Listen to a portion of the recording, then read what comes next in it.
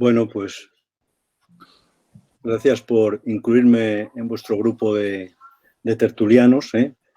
Y vamos a ver un tema muy vidrioso, muy complicado, un tema que no está todavía claro incluso entre algunos eruditos y estudiosos de Don Miguel.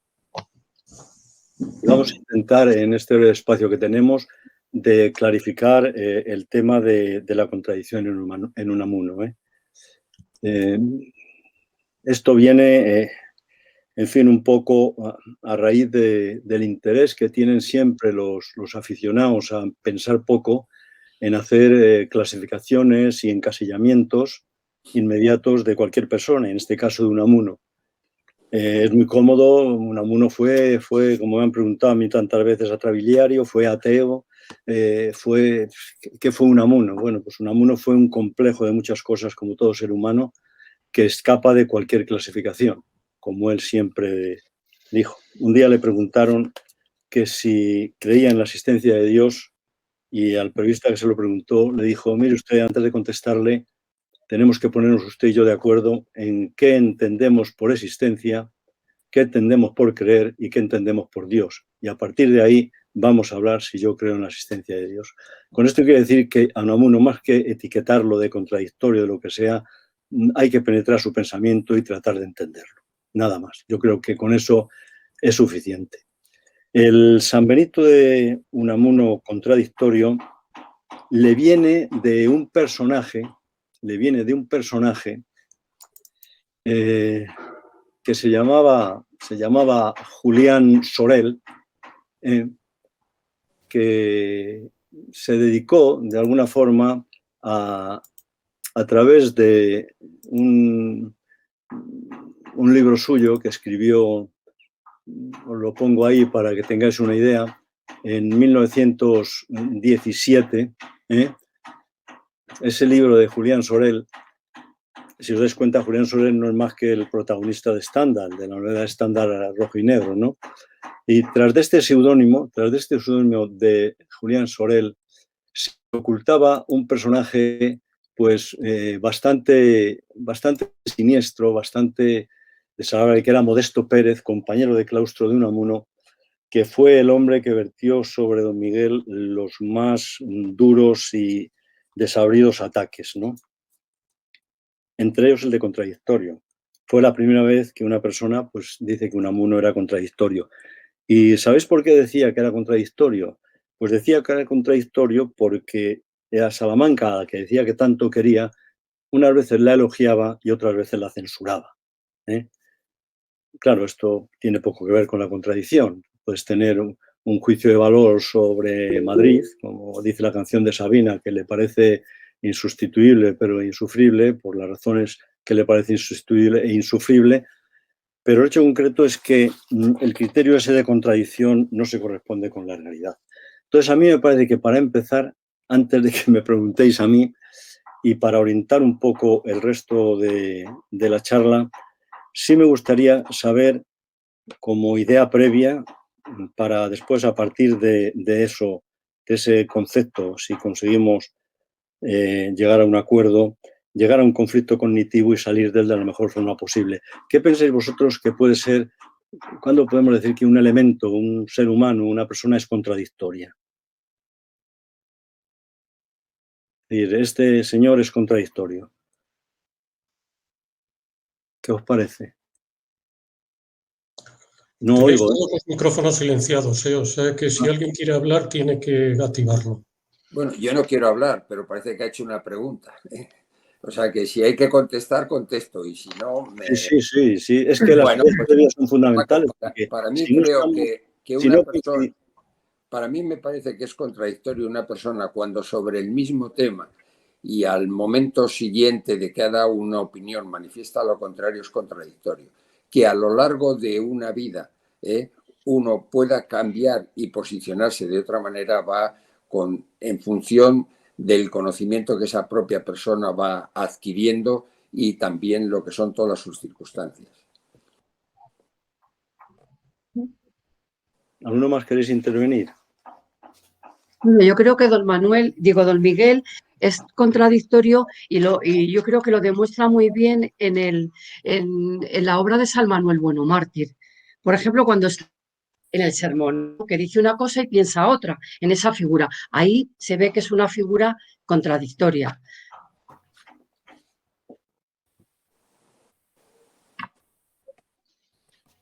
También sus posiciones con respecto cambiantes en aceptar estar en contra de la posición de Franco, de la toma del golpe de Estado, y después modifica otra vez esa forma de modificar su forma de ver los acontecimientos que traen la guerra civil. No sé, me parece también una figura contradictoria. Supongo que tendrá motivos personales para ir modificando, ¿no? Yo creo que ser contradictorio es cuando una persona dice una cosa y la contraria, ¿no? Normalmente en una misma frase. Pero cuando una persona cambia de opinión, porque a lo mejor las circunstancias le han obligado a cambiar de opinión, eso no es ser contradictorio. Eso es simplemente cambiar de opinión. Entonces, por ejemplo, en lo que tú has hablado de Franco, pues bueno, en un momento determinado hubo mucha gente que apoyó el levantamiento, la insurrección, y luego se echaron para atrás, igual que había gente que no lo había apoyado y luego lo apoyó. Eso quiere decir que en determinados momentos alguien puede cambiar de opinión porque las circunstancias le ayudan. Ser contradictorio es la persona que no es por las circunstancias, sino simplemente porque o le gusta polemizar, y entonces yo creo que a Unamuno lo que le gustaba era polemizar, o porque realmente en un momento determinado una persona no tiene muy seguro cuál es su opinión, y entonces, bueno, pues dice una y la contraria. Para mí sería eso. El caso de Unamuno es que le gustaba polemizar. Sí. No sé, quizá desde mi punto de vista yo creo que lo que caracteriza a Unamuno, la contradicción de Unamuno, es su independencia. Entonces, en la medida en que él es independiente, su propia independencia le lleva a enfrentarse al mismo problema desde distintas posiciones en función de las circunstancias o lo que él cree que son las circunstancias. Entonces yo, más que de contradicción, hablaría de independencia de criterio con respecto al entorno que le rodea. A mí me da la sensación de que dependiendo en la época histórica de su vida, puede haber más contrariedad que en otras. Es decir, al principio de su vida, cuando se empieza a hacer un hombre público, ya cuando llega a Salamanca, yo creo que en ese momento, con los primeros libros, es donde se nos manifiesta mucho más esa contrariedad. Después, más adelante, yo creo que va atemperándose, digamos, o va siendo una persona menos contradictoria. ¿Alguno más queréis intervenir? Bueno, pues tenemos ya bastante camino recorrido porque esto me ahorra a mí. Tenemos alguien contradictorio, es alguien que practica la contradicción. Eso es obvio. Entonces existe la contradicción ontológica, la contradicción lógica, la contradicción psicológica, la contradicción científica, pero básicamente todas las contradicciones tienen dos variables, dos factores que la determinan. Uno es un factor conceptual y otro es un factor temporal. Es decir, hay contradicción cuando una persona dice dos proposiciones opuestas. Primer factor, conceptual. Y segundo, temporal, cuando las dice simultáneamente. Es decir, hay contradicción cuando una persona, si hablamos de la lógica proposicional, ¿no? Pues decimos que esto es P y es no P, siendo P una proposición la que se quiera elegir. Pero claro, cuando se dice esto es P hoy y dentro de unos años se dice es no P, como decía la compañera, eso no tiene que ver con la contradicción. Entonces ya, fijaros si hemos adelantado que podemos asegurar que desde el punto de vista de la lógica, de la ontología, de la metafísica, de la psicología, o sea, del punto de vista, yo diría, más común, Unamuno no fue una persona contradictoria, porque en ningún momento, de forma simultánea, afirmó una cosa y la contraria. Ahora vamos a ver un aspecto que puede ser interesante, que es los cambios de opinión que se producen en Unamuno. Como comentaba antes también la compañera, los cambios de opinión que se producen en Unamuno. No cabe duda que los tiene, después veremos algunos, ¿no? Pero Unamuno, estos cambios de opinión, todos los tiene sobre ideas muy secundarias y muy accesorias. Unamuno, en su eje principal, en su eje de pensamiento nuclear, jamás modificó el pensamiento en toda su vida. Desde el Unamuno de los cuadernos de la juventud, que escribió cuando tenía 17 años, hasta las notas del resentimiento, cuando tiene 72, mantiene, en cuanto a sus ideas fundamentales, una constante de pensamiento. ¿Y cuáles son estos ejes longitudinales desde el punto de vista del pensamiento que tiene Unamuno a lo largo de toda su vida? Solamente son dos. El hombre de carne y hueso, y además de carne y hueso, es decir, el que sufre, el que vive, el que se alegra, el hombre de carne y hueso, y su ansia de divinización. Esos son los dos ejes que tiene Unamuno a lo largo de toda su vida, inamovibles. Claro, en el hombre metemos y se introduce la intrahistoria, el quijotismo, la verdad, el compromiso, la paz, la propia España, la lengua, la conciencia, la libertad. Y en el ansia de divinización, os lo podéis imaginar ya, ¿no? Pues tenemos a Dios, la inmortalidad, la religión, la fe, la agonía existencial, la lucha contra el misterio. Pero básicamente esos dos ejes longitudinales, que son el hombre y el ansia de divinización, Unamuno los mantiene desde los 17 años hasta que se muere. Entonces, ¿qué cambios Unamuno a lo largo de su vida? Que son cambios de juicio, pero que no es nuevo. Yo puedo aseguraros, y creo que cualquiera de vosotros diría lo mismo, yo puedo aseguraros que el Paco de la infancia tuvo poco que ver con el Paco de la primera juventud, con el Paco de la segunda juventud, con el Paco de la primera madurez, de la segunda madurez y con el Paco que ahora se acerca ya a la vejez. Porque mi pensamiento, mis actitudes, mi comportamiento ha ido modificándose en función de mi experiencia y en función de las lecturas, de las conversaciones, del aprendizaje que he tenido. ¿Qué duda cabe que Unamuno se afilia al Partido Socialista en 1894? Bien, se da de baja en el 97. ¿Contradicción? No. Él se afilia al Partido Socialista, se mantiene toda su vida en un socialismo liberal, pero no quiere saber nada con la militancia política porque su decepción es muy grande. Entonces, el hecho de que se afilie y lo deje, no hay contradicción. Estamos en tiempos distintos. En un momento vas ilusionado al partido, estás militando 2 años y pico y te desilusionas y te vas. No hay contradicción. De pequeño militó en los Luises, se tragaba a los santos por la peana, comunión diaria, incluso quiso ser cura, le dijo al padre Lecanda, ¿verdad? Después llega a Madrid a los 16 años y abandona completamente las prácticas religiosas. Bueno, pues ya está. El Unamuno del diario íntimo no es el mismo Unamuno de mi religión ni el mismo Unamuno de San Manuel Bueno. El Unamuno que fustiga todo durante toda su vida no tiene mucho que ver con el Unamuno que al final se arrepiente de todo y pide perdón público por todo el daño que puede haber hecho. El Unamuno antirrepublicano, total y feroz de la primera época, no tiene nada que ver con el Unamuno republicano del final. La adhesión que tiene a los militares, primero crítica, después adhesión y después abandono total, no tiene nada que ver con contradicciones. Son momentos distintos de su vida en los cuales él va posicionándose y nada más. Es decir, que esa contradicción en Unamuno no existe.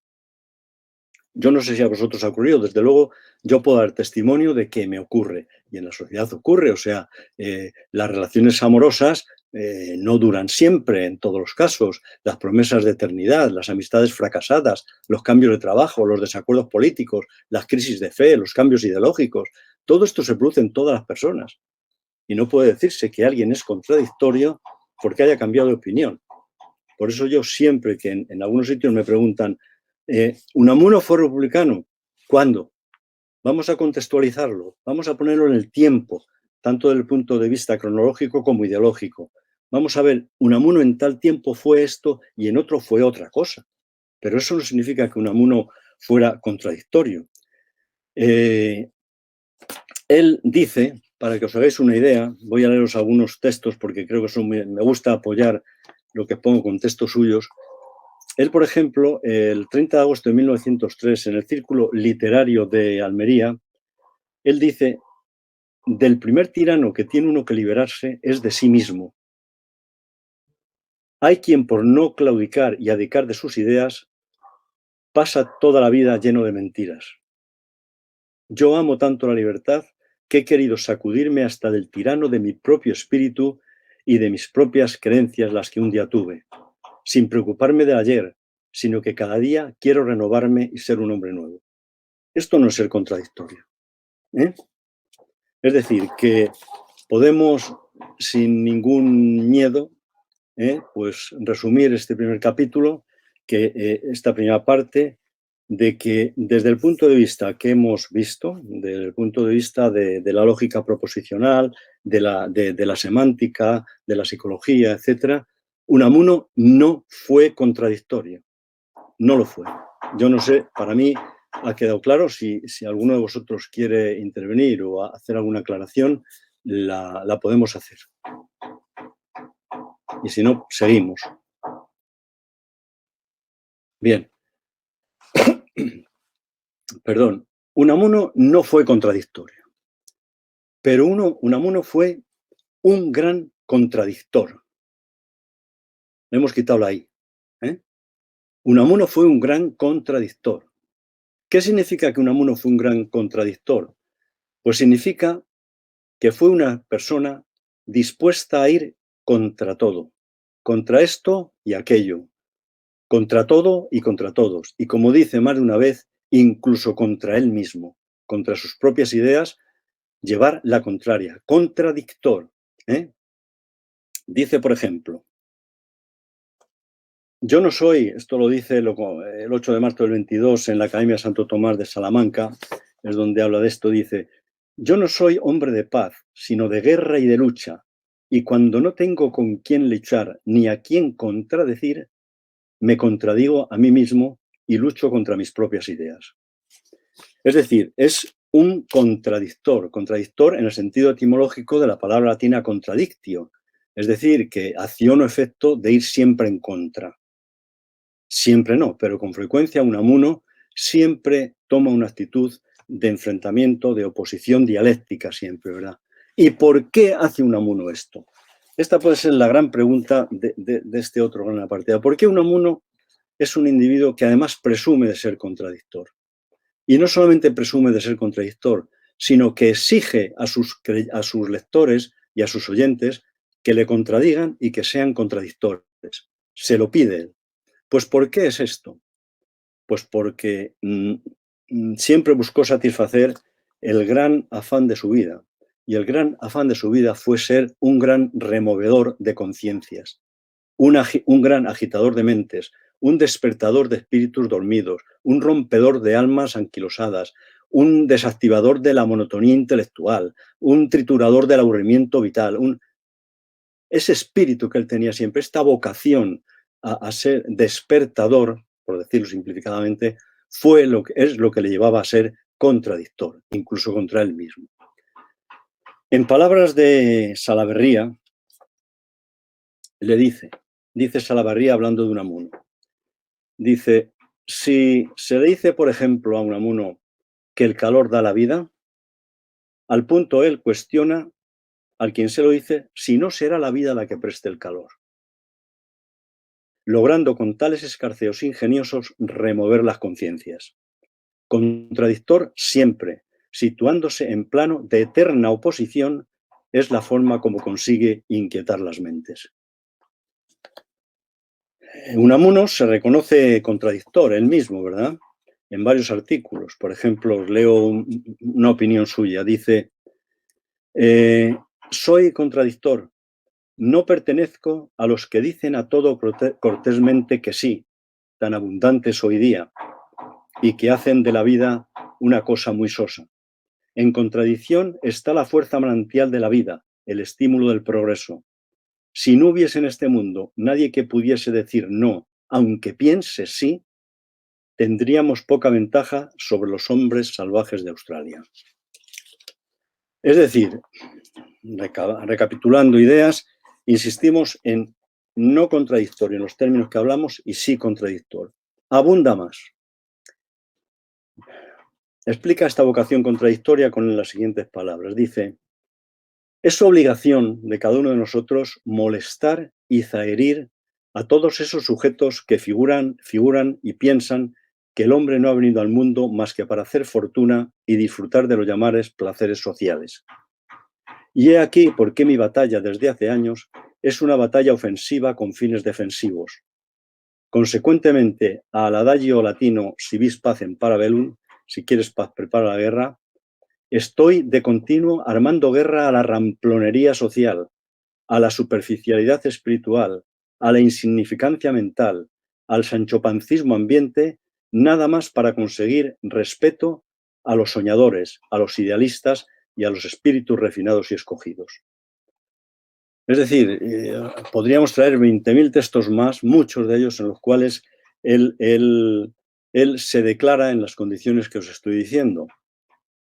Por ejemplo, a Fernando de Soto, cuando le escribe en 1900, le dice, pocas cosas me vivifican más que recibir de nuevo mis palabras enriquecidas, transformadas y reanimadas por otro espíritu, así como al otro yo las devuelvo. Es decir, él en sus escritos continuamente dice, refútenme. Yo tengo la fortuna, escribo todos los días en el Facebook algo, Facebook algo, y pido a los lectores, tengo bastantes seguidores y bastante gente que me contesta, le pido que no quiero acuerdos, que quiero que lo que yo voy escribiendo se refute, que se cree debate, porque creo que en el debate de ideas, en la confrontación de pensamiento, está el enriquecimiento mutuo. Como decía Unamuno, si habéis leído esos discursos que os he enviado, enseñar es sobre todo y ante todo aprender. Es decir, para aprender, un buen mecanismo es enseñar. Y cuanto más se enseñe, más se va a aprender. Él se convierte esto que os digo en obsesión. Por ejemplo, a Luis Zulueta fue ministro de Estado con hazaña y alumno suyo de Unamuno, Salamanca, catalán, 3 legislaturas diputado y tal. Le dice en una carta, ten en cuenta, Luis, que mi único afán es ejercer diariamente la 15ª obra de misericordia, que es despertar al dormido.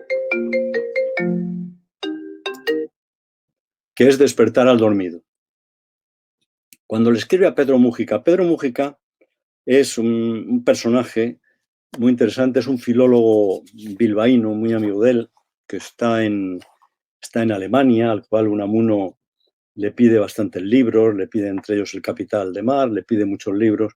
Y este filólogo es una persona muy vinculada a Unamuno desde el punto de vista intelectual, que además, yo quiero destacar, tiene un epistolario Unamuno con Pedro Múgica que no tiene desperdicio. O sea, todos los epistolarios de Unamuno, esos miles de cartas que escribió, recibió 20.000 y acostumbraba a escribir de vuelta a todos los que le mandaban algo, pues se tienen catalogadas como 4.000, pero es fácil que lleguen a 20.000 que no aparecerán ya nunca, ¿verdad?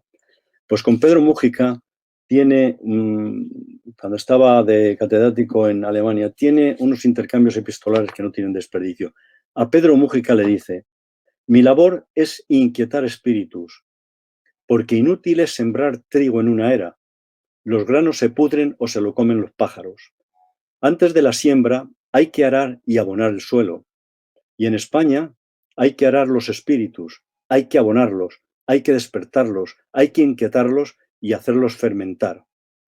Llevan siglos en barbecho y aquí hay que añadir a las ya conocidas de una nueva obra de misericordia, cual es la que yo tengo de despertar al dormido.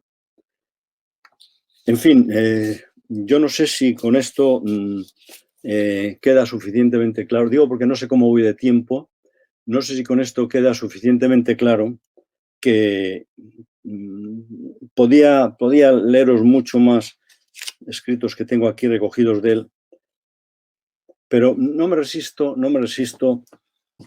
Esto que Unamuno hace en sus conferencias y en sus escritos, lo lleva a la práctica en las aulas, en la clase. Después, a lo mejor tenemos ocasión, si surge alguna pregunta, de hablar quién era el profesor Unamuno o el rector Unamuno o lo que os parezca, lo que surja, si surge, ¿no? Pero, por ejemplo, dos alumnos suyos muy... Paco, solamente para tu control. Vamos por media hora, justa. Vale. Pues entonces voy a leer esto, voy a hacer unos apuntes sobre otro tema y me voy a ir directamente a la tercera parte, ¿vale? Federico Nis, que fue un alumno suyo, después estuvo de catedrático exiliado en Puerto Rico, etc. Cuando era un alumno suyo, decía, ¿cuántas veces al volver a casa y quedarnos solos con nosotros mismos, sentíamos la conmoción interior de ver cómo se derrumbaban las creencias viejas en que habíamos sido criados? Y con doloroso placer se labraba nuestra renovación interior oyendo las palabras de don Miguel, de modo que a la luz de las ideas, como en nuestra pubertad espiritual, tomaba nuevo color el mundo y las cosas empezaban a decirnos sus secretos. Es decir, que incluso en clase, ¿no? Este afán contradictor le llevó a muchos enfrentamientos, lógicamente, porque no todo el mundo es agradecido cuando le dicen que no o cuando le contravienen una decisión suya, un criterio suyo, una opinión suya, una filosofía suya, ¿verdad? Entonces esto le llevó a tener enfrentamientos directos con mucha gente, nunca violentos, físicos, pero sí dialécticos. Y al final, él hace examen de conciencia y tiene unas frases de verdadero arrepentimiento, ¿no? Por ejemplo, pues, podría leeros no sé cuál. Por ejemplo, cuando se jubiló Luis Rodríguez Miguel, un catedrático de la Universidad de Salamanca de Lengua y Literatura Españolas, pues él intervino, estamos hablando del 16, dice, yo he pecado mucho con mi moralidad satírica y con mis críticas, a una costa de mis mejores amigos, pero yo digo hoy aquí y en voz alta que no me cuesta nada confesar todas las culpas que he cometido. Otro escrito que vale la pena recordar es una carta que envió a José Bergamín. José Bergamín era hijo, el escritor, era hijo de Francisco Bergamín, el que lo destituyó en 1914 a Unamuno, para que os hagáis una idea. Le escribe a José Bergamín 10 años antes de morir. Sé que ya no sufriré haciendo sufrir a otros, porque muchas de las personas a las cuales he infringido daño me duelen más, mucho más, que aquellos a quienes se las he asestado. Escribir ahora, muy poco. Muy poco porque me da miedo escribir. Cuando cojo la pluma, parece que se apodera de mí un demonio en el sentido helénico. Me siento poseído, es decir, energúmeno, y tiemblo. Esa es la verdad, porque he llegado a esto y he llegado a asustarme al tener que leer algo que escribí, o mejor dicho, algo que escribió alguien que en un día fui. En fin, yo creo que con esto podemos cerrar el segundo capítulo, es decir, por recapitular, podemos decir que Unamuno no fue contradictorio en el sentido que hemos expuesto, que fue contradictor de principio a fin, y ahora vamos a ver al Unamuno contradictorio. Es decir, que nos hemos metido en un callejón sin salida, y vamos a salir de él. Ya planteamos el conflicto cognitivo, si hemos dicho que no es contradictorio, que era contradictor, ahora pasamos a afirmar que sí es contradictorio Unamuno. Pero vamos a ver qué es para Unamuno la contradicción, que no tiene nada que ver con lo que hemos hablado antes, ¿verdad? Vamos a ver qué es para Unamuno la contradicción. Su vocación contradictoria se pone de manifiesto en Unamuno en su método expositivo, en lo que él llama la afirmación alternativa de contradictorios. Afirmación alternativa de contradictorios. ¿Y eso en qué consiste? Pues consiste, la contradicción unamuniana encuentra su origen en la escisión que hace don Miguel entre su dimensión inconsciente, es decir, sentimental, íntima, anímica, irracional, es decir, en una palabra, su sentimiento, y su dimensión racional, es decir, su razón especulativa, cerebral, analítica y dialéctica, es decir, su pensamiento. Resumiendo, la contradicción de Unamuno está en la escisión que hay entre su pensamiento y su sentimiento, es decir, entre lo que gobierna su cabeza, su cerebro, su pensamiento, y lo que gobierna su corazón, sus sentimientos. Ahí está todo. Esto me gustaría que calara como idea central y definitiva. Es decir, su sentimiento le lleva a creer en Dios y su razón, lógicamente, rechaza la creencia en Dios. Por simplificarlo en este ejemplo que posiblemente tengáis todos en vuestra cabeza. Esa es la tremenda contradicción interna de Unamuno. La lucha permanente que tiene entre dos contradictorios que derivan del pensamiento y del sentimiento. Pero fijaros bien, decimos dos contradictorios. Cuando hablamos de dos contradictorios, estamos hablando ya de un pensamiento hegeliano. Tesis, antítesis. Pero Hegel lo resuelve en la síntesis. Unamuno no hay movimiento. Esta lucha de alternativa de contradictorios en Unamuno no llega al movimiento final, no llega a la síntesis, no llega al acuerdo, sigue las ideas más bien de Proudhon que otra cosa. Dice, del resentimiento trágico de la vida, dice, creo poder suponer que si mi razón me enseña ese absoluto escepticismo por el que al anhelo de vida inacabable se refiere, mi sentimiento de la vida, que es la esencia de la vida misma, mi vitalidad, mi apetito desenfrenado de vivir y mi repugnancia a morirme, esta mi resignación a la muerte, es lo que me sugiere las doctrinas con que trato de contrarrestar la obra de la razón. Esta es la contradicción de Don Miguel. Es decir, Don Miguel es contradictorio, pero aquí, no como el común de los mortales y el común del sentido que se extiende es contradictorio, no. Contradictorio desde el punto de vista, como hemos visto, de la lógica de la ciencia, no lo es. Pero sí del punto de vista de esa lucha que él tiene. Yo creo que no es solo él. Creo que muchos tenemos esa lucha. O la hemos tenido en un momento y al final hemos tratado de salir de ella como mejor hemos podido. Yo hablo de mi experiencia personal, por ejemplo, ¿no? Pero ese querer, creer, por eso él habla de que es más que creer en Dios, se trata de crear a Dios, ¿no? Creer a Dios es una vocación del sentimiento y llegar a Dios es una vocación que si se quiere racional no se llega de ninguna manera y viene la controversia, viene el desencuentro y no viene el encuentro, es imposible.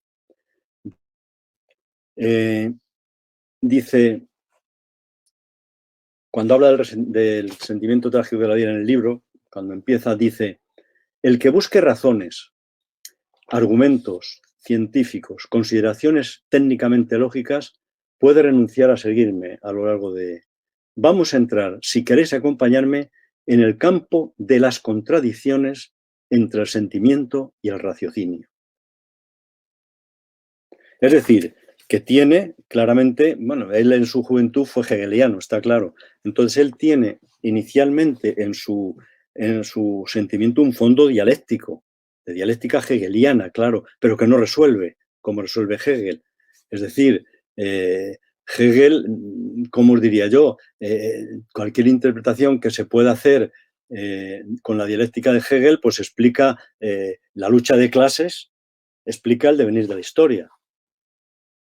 Clarísimamente. La lucha entre la burguesía y el proletariado, ahí está el materialismo de... En fin, que con la dialéctica de Hegel, Unamuno juega hasta los contrarios. sin alcanzar la síntesis. Es estática. El movimiento se lo da la dialéctica de Hegel. ¿Vale? Dice él, busco la verdad, fíjense, en la afirmación alternativa de los contrarios. Tenga pues paciencia cuando el ritmo de nuestras reflexiones tuerza a un lado, ya me voy a un contrario, sentimiento, y espere a que la ondulación en la lectura le lleve al otro, al pensamiento. Es decir, que él alternativamente va jugando con sentimiento y con pensamiento sin llegar a una síntesis final que los abarque.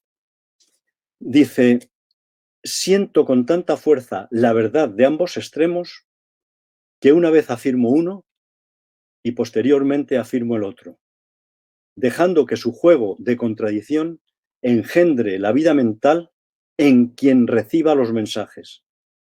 Huyo de la síntesis de los contrarios al modo hegeliano y creo más bien en el sistema de contradicciones que propuso Proudhon. No sé si la idea está captada fundamentalmente en su esencia, ¿verdad? Él dice, no faltará nunca el lector insatisfecho, educado en un dogmatismo cualquiera, que se dirá, pero este hombre, este Unamuno, nunca se decide, vacila, ahora parece afirmar una cosa y luego la contraria. Es un hombre lleno de contradicciones, no lo puedo encasillar y quiero encasillarlo. ¿Qué es Unamuno? Y él le responde, pues eso, uno que afirma contrarios, un hombre de contradicción y de pelea, como de sí mismo decía Job, otra gran contradicción con respecto a Dios, ¿no? Uno dice una cosa, un Unamuno dice una cosa con el corazón y dice la contraria con la cabeza. Y que hace de esta contradicción su lucha por la vida. Miren ustedes, siento que no lo entiendan, pero más claro ni el agua que sale de la nieve de las cumbres. Estoy desgarrado por la incertidumbre, le dice, fijaros bien, ya en 1936 a Brouwer. Brouwer fue un holandés que pasó por España durante la Guerra Civil, le realizó varias entrevistas en la Guerra Civil, en fin.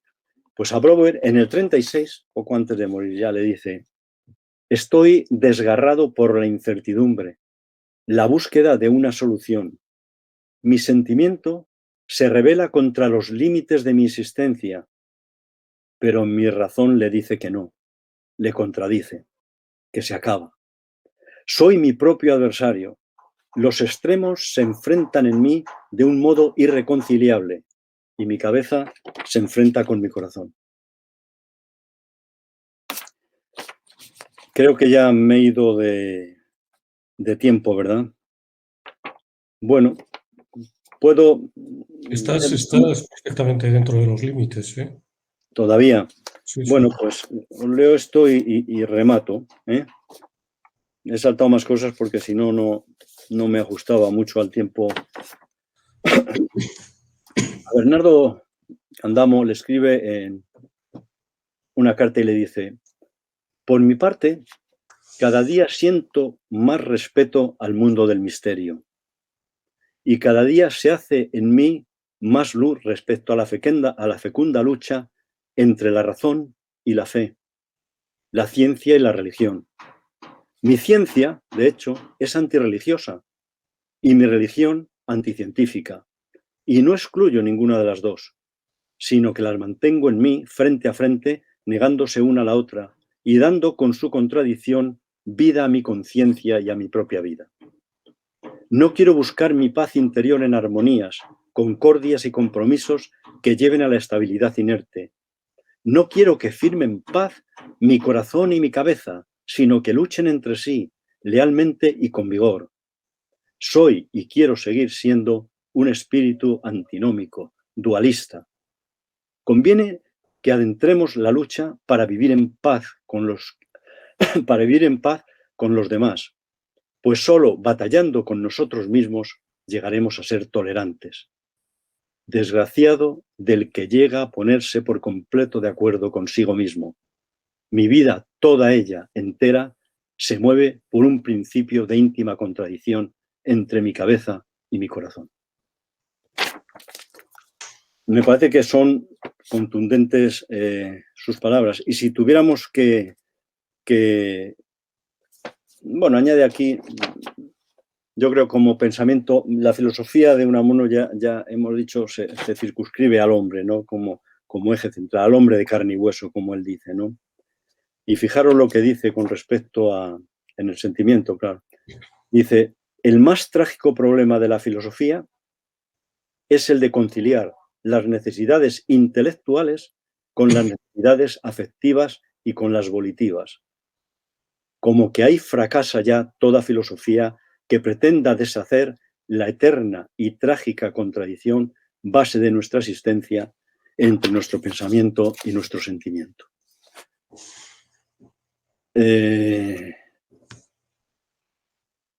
El resumen podía ser, por aquí anda, voy a poneroslo.